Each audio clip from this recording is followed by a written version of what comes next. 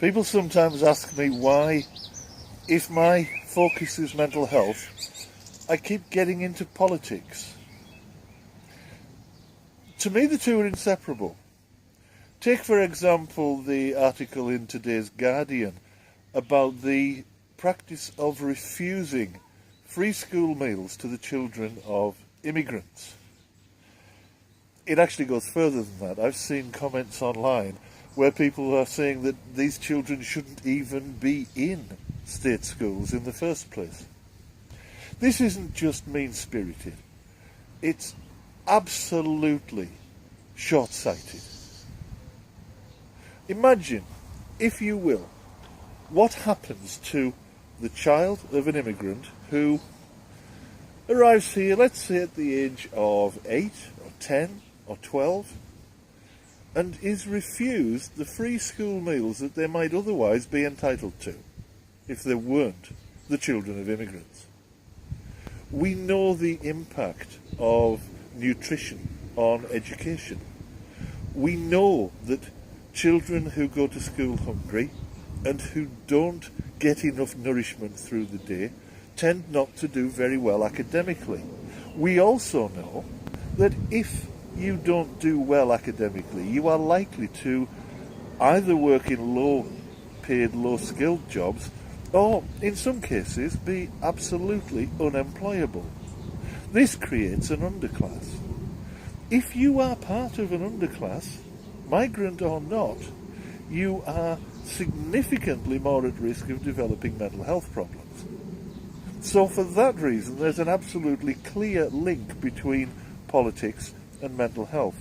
But there's something that's much, much further reaching than that. What will this society be like in 20 years' time if people such as UKIP and the British National Party, such as it is now, and all the rest of the far right who wish to close the door on people who want an education for their children, if they get their way, what will this country be like in 20 years' time when we have hundreds, thousands, perhaps tens or even hundreds of thousands of people who are unemployable, who are unable to find work, who are unable to integrate, who maybe can't even read? How on earth will those people survive? Well, of course, there's another obvious parallel that anyone who knows anything about the way societies work can tell you, and that's that people who have no means of supporting themselves and their families, because of course these children will grow up, they will marry, they will have families of their own. If they can't support them, they'll do the only thing left open to them: they will turn to crime. Because what else have we left them?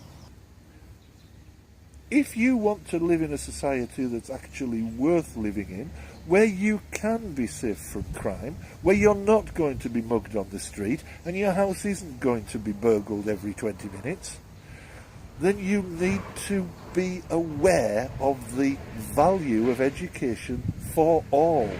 Not just for the people who happen to have the same skin colour as you, or whose religion is the same as yours. Every citizen needs to be educated.